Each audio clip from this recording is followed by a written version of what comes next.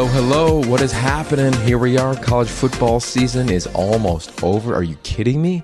This thing has flown by. Hope you're enjoying it. Hi, my name is Yogi Roth. This is the Yogi Roth Show, and some of you may or may not have subscribed to this podcast before. It's all about seeking and uncovering the humanity in sports around the globe, and specifically college football in college football season. If you look at the people that we've interviewed, it's former number one draft picks like Jared Goff, or first round picks like Sam Darnold, or people who've won Super Bowls like Trent Dilfer, high profile coaches like Mac Brown. I think when you go back to the archives of this podcast, if you're about sport, performance, and humanity, and football, specifically college football, I think you'll dig it. And I think you'll really dig today's episode. I've been thinking about this guest for a long time. His name is Matthew Hasselbeck, and you probably know him in a couple different arenas. One would be, he almost played 20 years in the NFL at quarterback, yet that's pretty impressive. Or you know him on ESPN because he talks about the NFL there every week, and he's done that for the last handful of years. Or if you love college football and you're a college football nerd like myself, every Thursday night he's calling the top game, and it is a hilarious broadcast, an insightful broadcast. It's been really fun to listen to as the season has gone on. But that being said, he's got clearly much more to him than just being a football player or a football personality on television. And I got to meet him with the Seahawks when Coach Carroll got that job. He was the quarterback there. I'd go up there, and he never knew me prior to that, but he was always just so gracious with me. And ever since then, every time we'd see each other at a pro day or at a game or whatever it would be, he's just cool. And I thought about all season long, I'm like, I'd love to have Matt on, specifically because of his lens in college football and what it would be, you know, for a guy who's been in the pros for as long as he has, to jump back to this level of sport. And our conversation was an absolute blast. I think you're going to dig it, so I want to get right to it. But you know me, I love conversation, and I think coffee is a catalyst to great conversation. And this podcast is partnered with Kona Red Coffee, and I was sipping on a Kona Red during this interview with Matt Hasselbeck. If you don't know anything about Kona Red, just go to konared.com, and I'll break it down quickly for you. They source some of the rarest, most sought-after coffee in the world. It's grown in Hawaii. They thrive on, of course, the incredibly nutrient-rich soil in Hawaii, and every coffee cherry is hand-picked at peak ripeness. And I love the detail there. And you'll hear how Matt talk about the quarterback position, or the details that you need to survive in this game, or some details and some stories with him and his teammates as a player. I think Kona Red is all about the details as well. And they got it all, really. In our house, my wife, Amy, she loves the premium coffee beans. I love the cold brew coffee. They have these little cans that we're always rocking here. They even have a juice. It's called the Hawaiian Cascara juice. So they got it all. So go to konared.com, or if you want to get it in a store, they got it at Vaughn's, Albertsons, Pavilions, Ralph's, Bristol Farms, Sprouts. I see them at Whole Foods every time I go to UCLA to check out the Bruins. And that being said, I think conversation is huge. Coffee is a catalyst, so that's a big thanks and much love to Kona Red. Check them out at konared.com. All right, that being said, if you love football, you're going to love this podcast, this conversation. If you also love football, go to yogiroth.com for some past conversations with some people around this great game, or subscribe to the How Great Is Ball newsletter. I try to do it every Friday, give you some nuggets, some storylines that I've pulled from the road, some different insight, hopefully, than maybe you're seeing generically in college football. I got a lot of opinions right now around the college football playoff. Some you may agree with, some you may not. Either way, let's have a conversation, because that is the whole point of sport, performance, and this podcast, and having conversations on social media and everywhere else that we possibly can. All right, speaking of great conversations, I love this one. Matt Hasselbeck, man, he is so big time. I think you're going to get a lot out of this, so get your notepad ready. This is fun. And this is Matt Hasselbeck.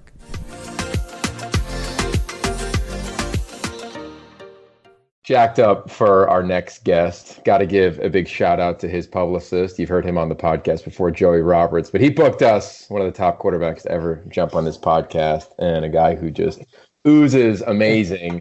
Matt Hasselbeck, thanks for joining the show, bro.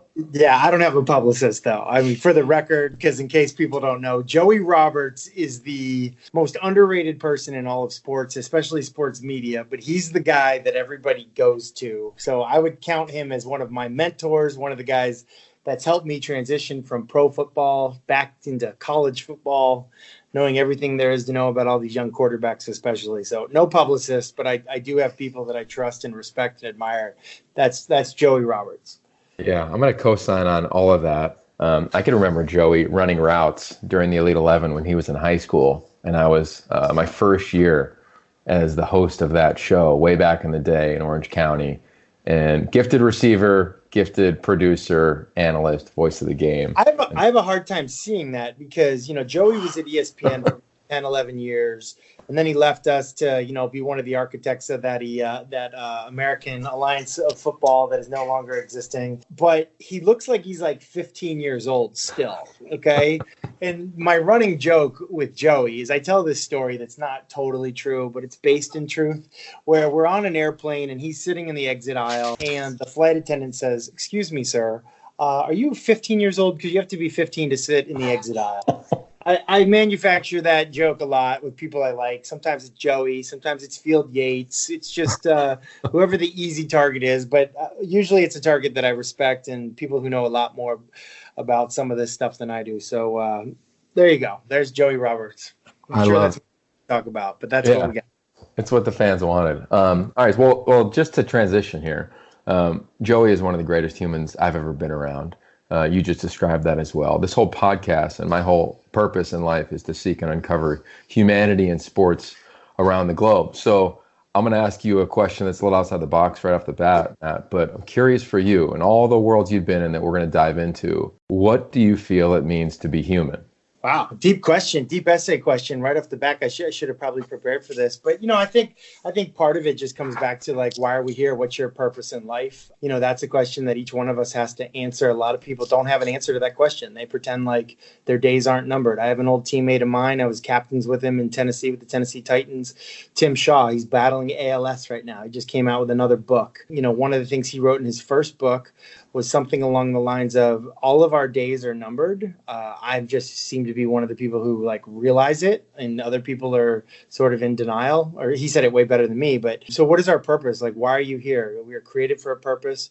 That's a question that I've had to answer in my life. I started out early in my life, basically just believing what my parents believed and believing what they taught me and what I learned at church and what I learned, but it got to a point where I became an adult and I had to figure out what that meant for real, like for me, and put some investigating into it and consider what my purpose is and why am I here? For me personally, if that's what you're asking me, it basically bottles up into my Christian faith. I've consider myself a follower of Jesus Christ and try to follow that lead and not the lead of others who follow him, but follow his actual lead. And I think if you dig deep on that, you'll see what I found is he was a very different person that gets portrayed in 2019 in America. Like he's some dude who loves pastel colors and flowery dresses and almost like a Gandhi type. Like this dude was like a man's man, carpenter. He was friends with fishermen, like blue collar people. And it kind of reminds me more of like some of the teammates that I had in the NFL than it does the version that I grew up hearing about in movies. So for me, that's like that's the essence of what it means to be human, and how you're supposed to treat and love others, and understand that no one person is more important than others just because of where they were born or the color of their skin or how much money they might have in their bank account. But so yeah, hopefully that wasn't too deep, but that's I guess for me, if you get down to the heart of the matter, summed up, that's it for me. No, I love that. I can remember the first day that we met. I don't know, you probably don't remember because you meet people all the time, but it was when Coach Carroll got the job with the Seahawks. I was up there and was going to come and work on the offensive line, as random as that sounds. As a coach or a player? As a player. I was going to start at left tackle for you, but they said that you weren't down with that. So then I was like, all right, maybe I'll just try to fit in somewhere around the staff. Based on that first year, there was such a revolving door with all the roster moves. You probably had as good a shot as anybody. Totally. I actually remember you came to our game at the Denver Broncos. You were with Samantha Ponder, ironically, Sam Steele at that time, who I now work with on Sunday NFL Countdown. But I remember you came to that game, and it was like we were in this great mood, and everything was great. We had this great game plan. I had the longest touchdown run of my career. I had to look it up because I thought the stats were wrong. It was a 23-yarder. But we lost the game, and we lost the game badly. And they like really took it to us. And I remember like just thinking about Pete was like one of these guys that like he had all these like different people from all over, celebrities, and Yogi Roth. I counted you as a celebrity, kind of like all these like Hollywood types, down on the field, in the locker room, near the team. And it was just so different than how like Mike Holmgren had run the team, where it's like, I don't care if it's like, your parents are in town. Like, I don't want them at I don't want them at the team hotel. I don't want their seats in the stadium anywhere where you can look up and wave at them.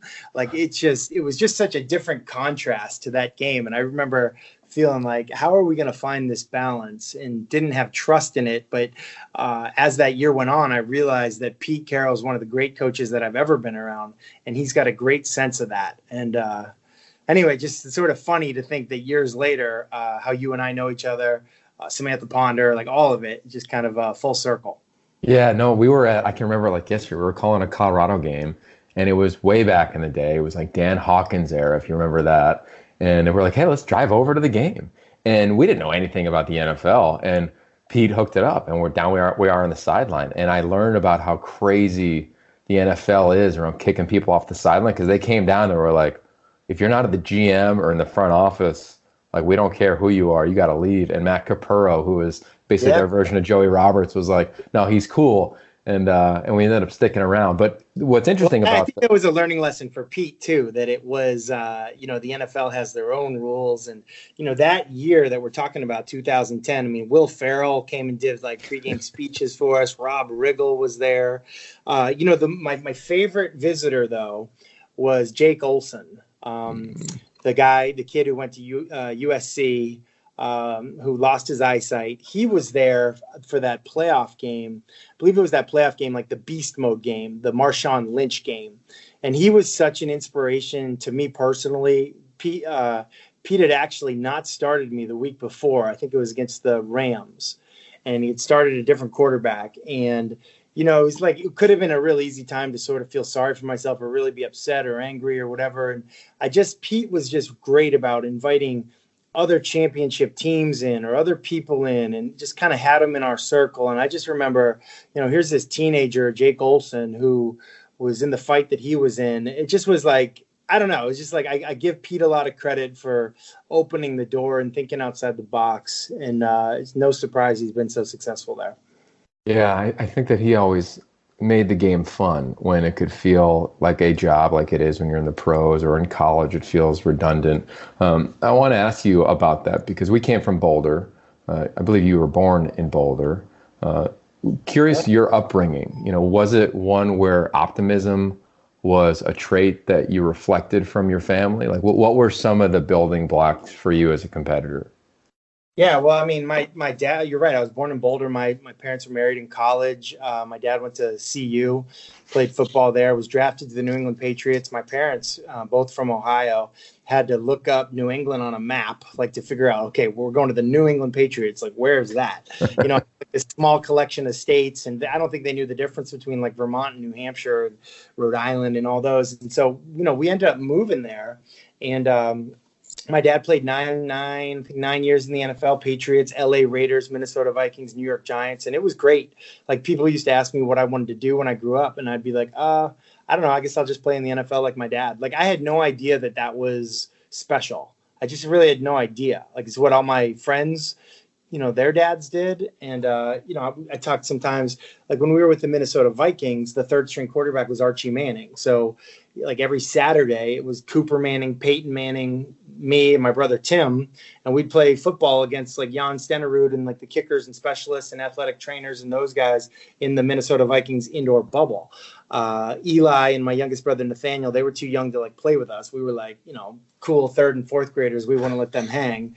But I didn't know that was unusual. We go to the New York Giants and Chris and Matt Sims are there with Phil Sims. And like, I just had no idea. And so I think my parents, realizing that we had no idea, when I was in high school and even when I was in college, they were very, very clear. Like, hey, listen, less than 1% of high school football players go on to earn a Division I scholarship. Less than 1% of those guys even make it to the NFL. Even if you do make it to the NFL, the average career is like 2.8 years. Like, academics is just as important as athletics. And so that was just like beat down in my head so much that I almost didn't like believe that I could get to the NFL. And it wasn't until probably two different times, probably my junior year in high school when I was a ball boy for the New England Patriots, working out with those guys, throwing wide receiver routes, like doing everything with those guys, throwing pat and go at preseason games, where I'm kind of looking around at the quarterback room saying, I mean, it's not impossible. I'm already the same height as these guys. I kind of look the same. Then I got to the NFL. I was surprisingly drafted. I get to the NFL in my first mini camp. And what I realized was I was playing with some incredible players. I go to the Green Bay Packers and I throw this pass. I overthrow it. It's like an 18-yard, we call it a dagger route. It's like a deep in route. I drop back, 7-step drop, one hitch. I cut it loose and I overthrow the guy. I'm like, oh, man, threw that way too high. I was just so excited. And the wide receiver catches it in stride like it was nothing, just barely over his head. And everyone's like, great throw, great throw, great throw. And I was like, whoa. Like, that was crazy. In college, that's a pick. Here at the Green Bay Packers, that is a, check plus good job quarterback. I was like, and what I realized is that it actually got easier physically the higher that I went. And I could handle the mental side of it. I could handle how fast it went. But being surrounded by great coaches and great players was a huge difference maker. It was such a blessing to go to the Green Bay Packers of all the teams, because I could have gone to teams that didn't have great coaching staffs or didn't have great talent on the field. But I went to a team that was coming off of their second consecutive Super Bowl. And I think that was the time for the very first time that I truly, truly believed, hey, I can make this team. Wow. So do you think that experience you described as, a badass second grader and third grader, not allowing your brother to play with you or all the way up until your junior year of high school, did that normalize an elite level of competition in your mind?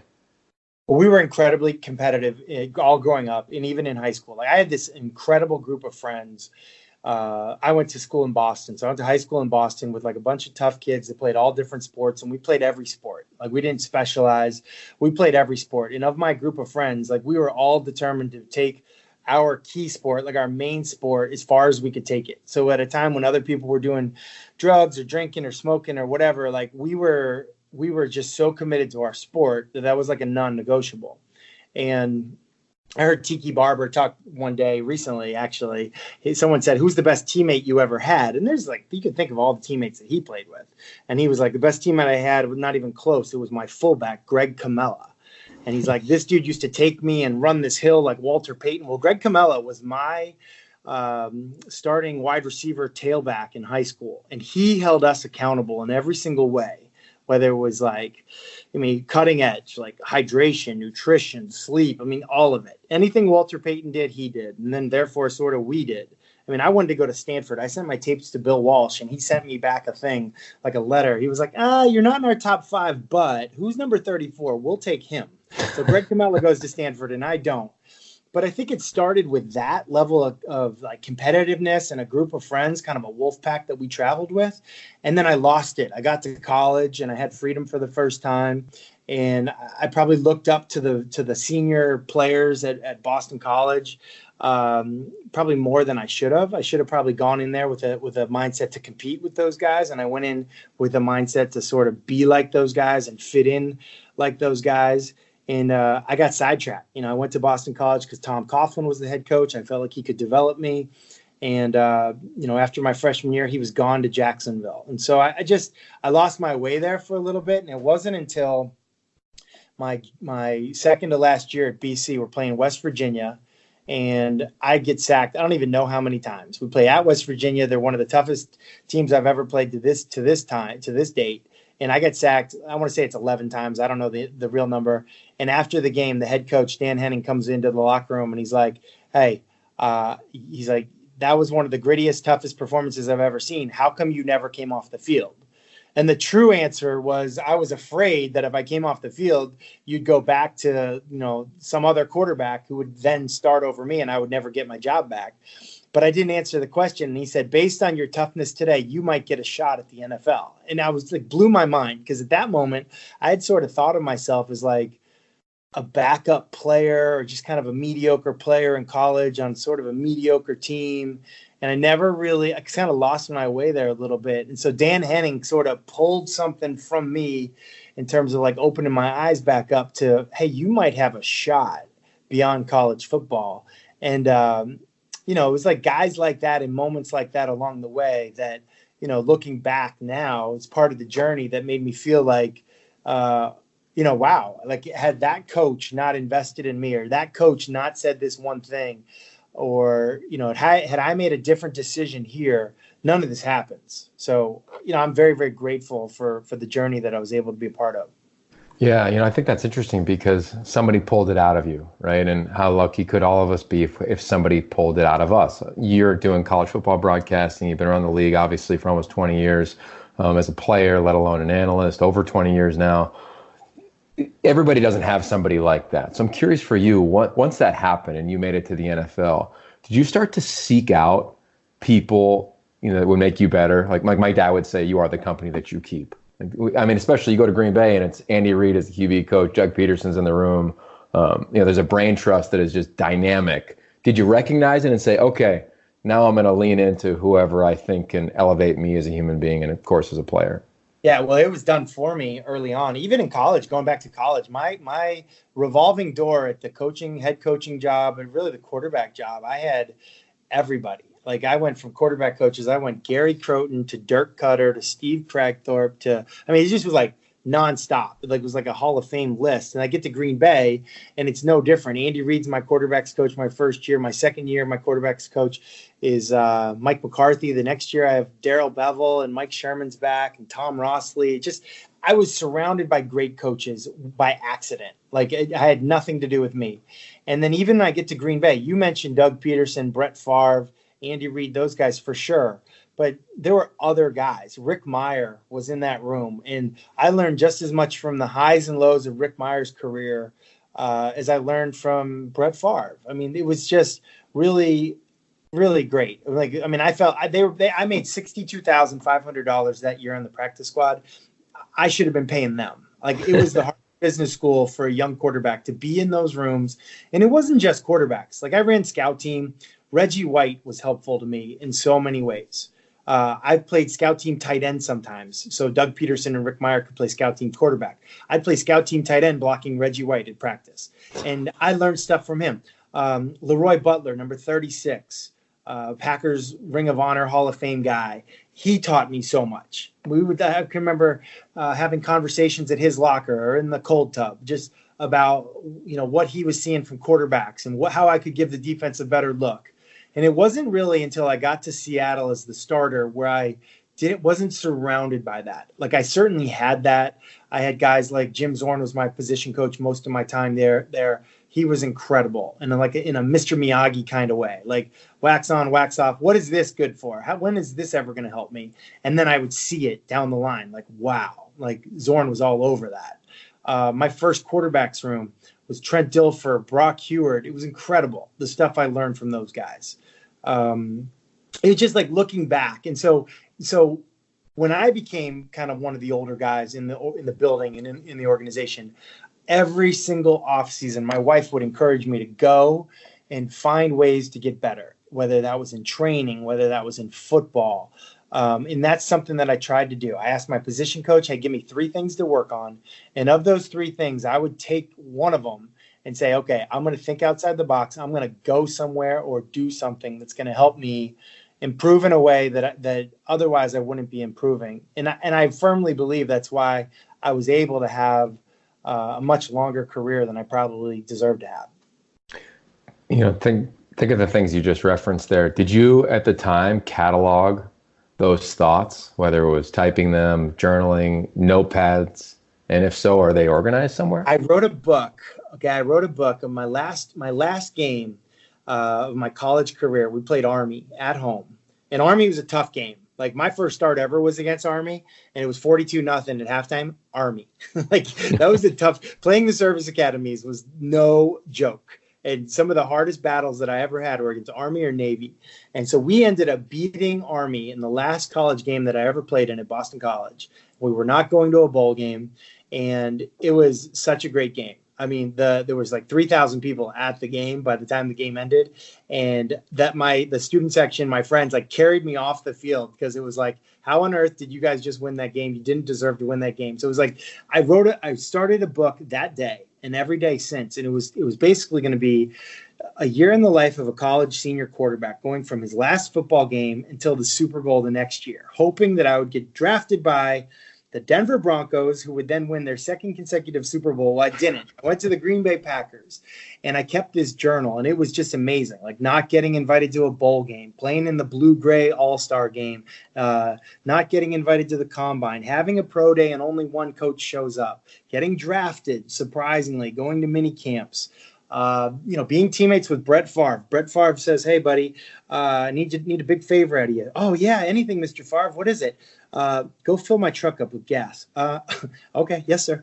Those kinds of things. First game ever was in Tokyo, Japan. I'm getting dressed for the game. I'm trying to put hip pads in and a tailbone pad. And Brett Favre says, "What are you doing, kid? This is the NFL. You don't wear tailbone pads in the NFL." I'm like, "Really? Okay." So I don't. And what do? I sprained my tailbone in the game on that, the Tokyo Dome AstroTurf, and I got to fly home 19 hours back to the United States, standing up basically because I can't sit down on a sprained tailbone. It just all these types of things. So that book went till about mid-October, and I just couldn't keep up. So it's on a laptop, but it's not an Apple. It's like a Macintosh, like that old laptop. So I'm sure it's recoverable and it'll be published someday. Maybe my grandkids will publish it, but that's all I've really done in the journaling world. Wow. No, that's cool. I don't know if you know this, but I spent 4 years on the staff at SC, and my last year, I intuitively knew that, I was either going to move on and coach somewhere else or move on to another career, which was the media. And every night for 10 minutes, because it was a season where we were awesome. We were always awesome in the era that I was there. And I wrote for 10 minutes every night. And I ended up doing it as a master's thesis. So I had to complete it. And I turned in a book that was basically like my last year coaching at SC, because I just figured there's no way that like Golden Pat Rule, our O-line coach, can remember 30 years ago when he was coaching, let alone 3 months ago or 3 years ago. So I definitely urge you to get that, and I can't wait to read some of it. It'd be awesome. Well, I read Ben Malcolmson's book Walk On. For all you walk-ons out there, I'd highly recommend that. And Yogi Roth, prominent figure in that book, by the way. Yeah, Ben Malcolmson. Kind of a villain at times, I think. Or am I thinking of Lane? Yeah, I think Lane was much more of the villain. All right, maybe you were the good cop. I was the good cop. Yeah. I see that. Yeah, that's another podcast. Okay, so look, I want to be sensitive and respectful of your time. There's a lot that I could ask you about, but you talked about 3 things to get better as a quarterback every offseason, and love that. But you eventually I think the way I look at it is a couple transitions in your career. One of them is from starter to mentor.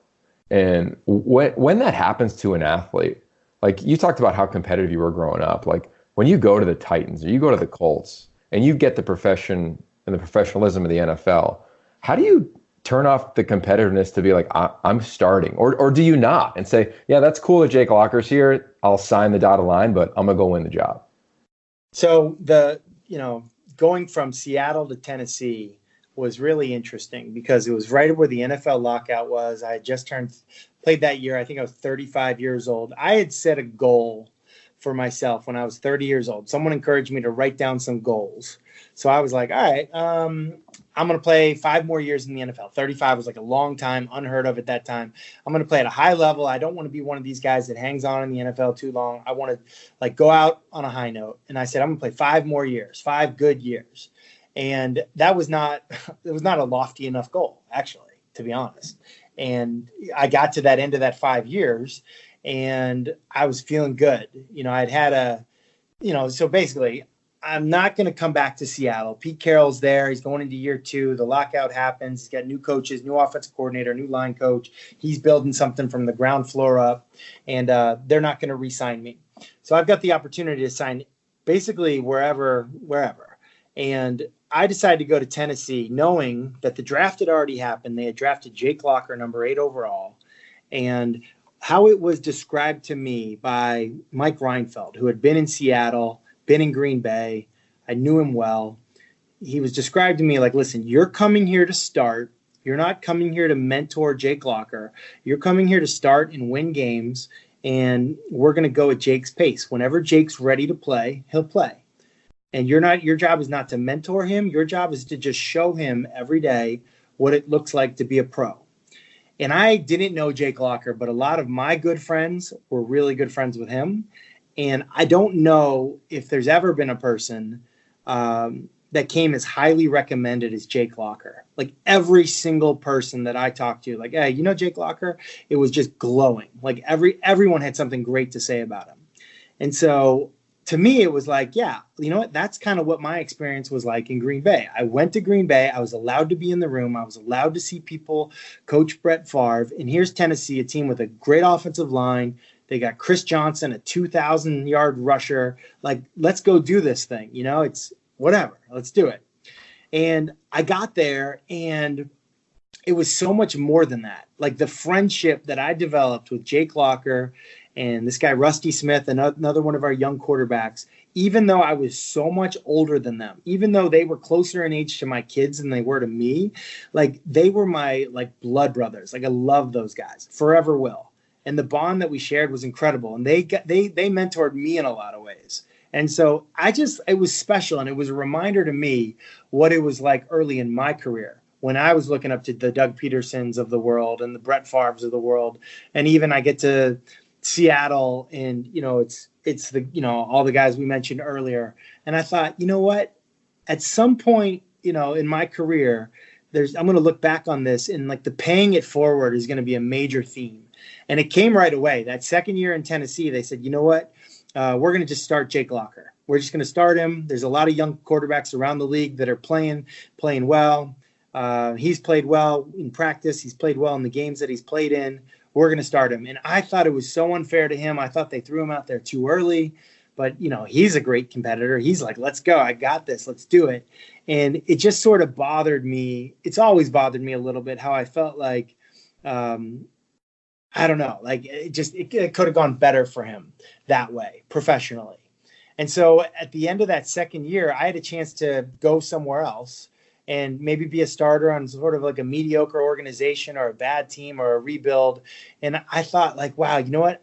Of all the things I've learned in the NFL, I think being in a great organization with structure and top-down leadership that really is on the same page, that was really important to me. And then getting to a situation where our team's going to be relevant in January and February, that was so important to me. And so then I basically had the opportunity to go to Indianapolis to back up Andrew Luck.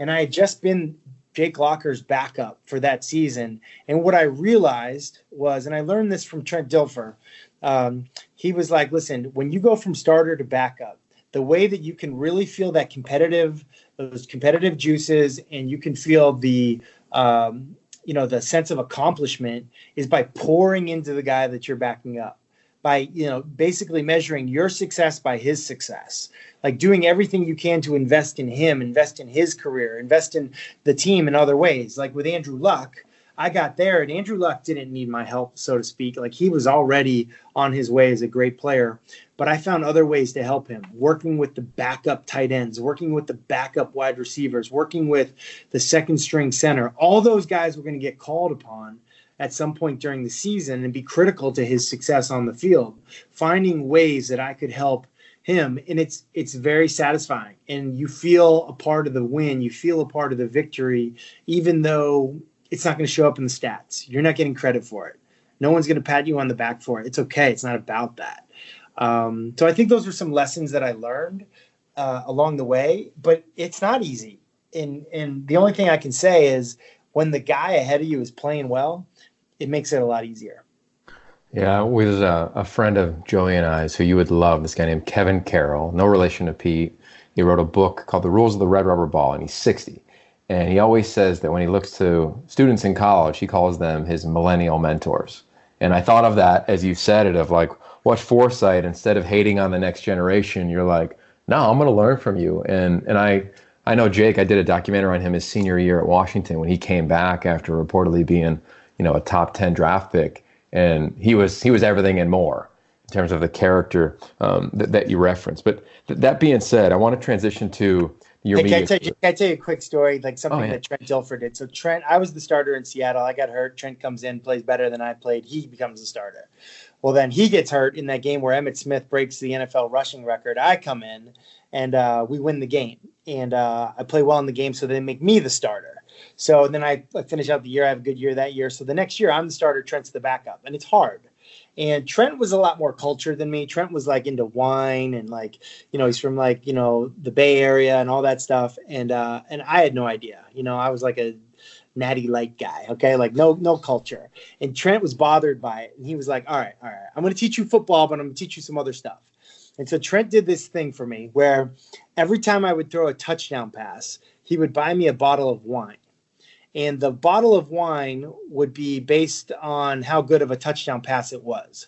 So, for example, if I throw a screen pass to Sean Alexander, goes for a touchdown pass, I'm getting just like some, whatever, table wine, whatever.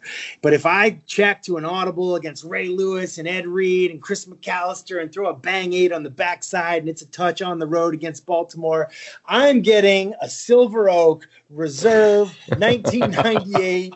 And how he would do it is he would write the play on it. He'd be like, all right, you went red right check, brown right, 56, X bang post, Z comeback. And like I would go to the wine cellar to pull out a bottle of wine, and I wouldn't know the difference at the time between Silver Oak and Mums. And I'd look at the bottle and be like, oh yeah, check 56 Razor versus the Baltimore Ravens. Oh yeah, this must be a sick bottle of wine. Versus like 22Z in slow screen left against Arizona at home. Like, oh gosh, that's a screen. So this is whatever, And so like, it was just a great thing that Trent did. Now Trent would come over after every game and drink most of that wine at my house, but still it was a way of like paying it forward and investing. And so whether it was Andrew Luck or Jake Locker, when I was backing up some of those guys, there were ways that it was just like a fun, cool thing to, I don't know. I took that from Trent. Just had to share it. Dude, that is awesome. I want to transition to him. And he tells this story about you all the time, pretty much every year at the Elite 11. And it's a somber story, but it's got some brilliance and some beauty in it. And it's about when he lost his son. And he was with you as a teammate. And he talks openly, you've seen it on the Elite 11 documentaries, about he went to a dark place. And he said that you showed up and you pulled him out of that. And you almost drug him out of it physically.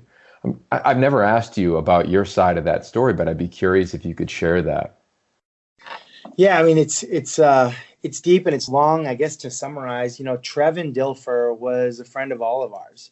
He was the kid in the locker room with like Bobby Ingram's kids, just like running around, getting pushed by teammates in the laundry bins in the locker room. Like he was Trent and Cass's only son. And so their other kids are daughters, but Trevin was allowed in the locker room in the Seahawks practice facility. And so when the tragedy struck and Trevin passed away, we all were devastated. Obviously, we could never even comprehend what it's meant to them.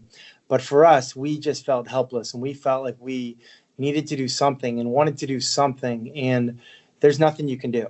There's really nothing you can do. And so when NFL football players, when the season's over, you kind of go your separate ways. And that was in the off season, and the Dilfers were far away and they were in California, and training camp rolls around and Trent's like, I remember where I was. I remember having a conversation with him on the phone, and it was like, hey, you coming to training camp? And he goes into this story where he's like, I have nothing to offer anyone, never mind this football team. Like, I'm as heavy as I've ever been. I'm as sad as I've ever been. I'm as, all this stuff. And I don't even think I can take credit for it, but I basically was just like, told him, like, you need to get up here. Like, we need you. Like, we need you. Like, it's not about what you need. It's about what we need, and we need you. And I didn't realize the power in those words for him, but he was such a leader on our team. I had mentioned that I was the starter that year and he was the backup, but that didn't mean that I was the leader of the team and he wasn't. He was still the leader. Like, he was still the leader on the offensive side of the ball in that locker room. Him and, our starting center, they were like the guys. And even I can just even remember on the practice field, there was one time I did something wrong and Mike Holmgren got so mad at me. He looks over at the sideline and Trent Dilfer and our center, Rob Toback, they're on a knee, sitting like kneeling next to each other. And I did something wrong. And Mike Holmgren screams at Trent and Toback. And he goes, "Hey, I'm looking for you two guys to put this team on your back and take us where we're trying to go." And like in total Trent and Toback fashion, they say to each other, "Man, I really hope there's two people standing behind us right now." Like, how are we going to affect this? I'm the backup quarterback now. But like Trent's impact on our team was so strong. And so again, looking back, Trent and I, we were at Eastern Washington University. Dorm rooms are not glamorous in an NFL training camp situation. We're in college dorms where it's just like you imagine it. It's like this rinky-dink dorm room where, like you share a common bathroom. And I just remember we had bed check at 11 o'clock at night, and everyone would go to bed. It was training camp. They were tired. And Trent just had no desire to sleep. I don't think he could sleep. Obviously dealing with the loss of your only son was so massive. And I just, you know what it was? It was just like being there for a friend. And I didn't do anything profound. We played video games. We played Sega Genesis NHL 95 in every free moment. And there were times where I don't think we went to bed.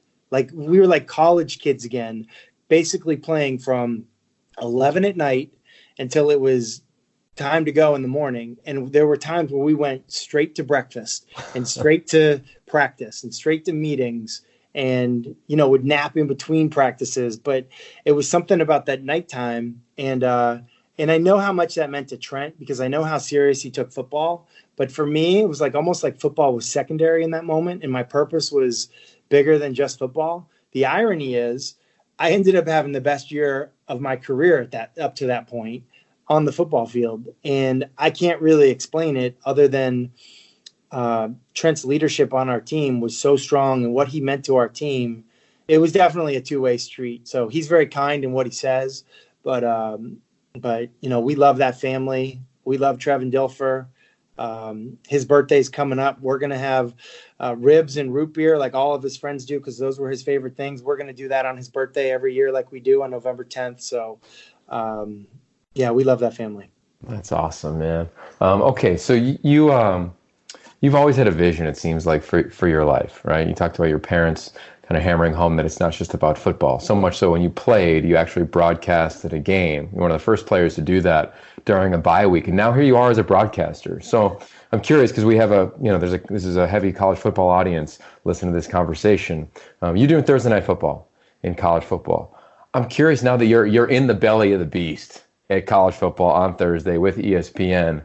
I'm curious your thoughts around this game after being obviously in the NFL for the better part of 20 years. And then how do you prepare for each one of your games? Well, you memorize and purge. You just dive in like a consultant. You learn everything there is to know about each team. You dive in and memorize it. You become an expert. And it's incredible. Talking to these players and coaches, and it's so much fun. There's so much innovation in college football. It's fascinating. I chose this Thursday night thing. I've got an 8th grade son who's a quarterback, and he's going to be playing on Friday nights, and I really didn't want to give up Friday nights. Well, I'm a moron, and I didn't calculate it. In 8th grade, where we live, you play on Wednesdays.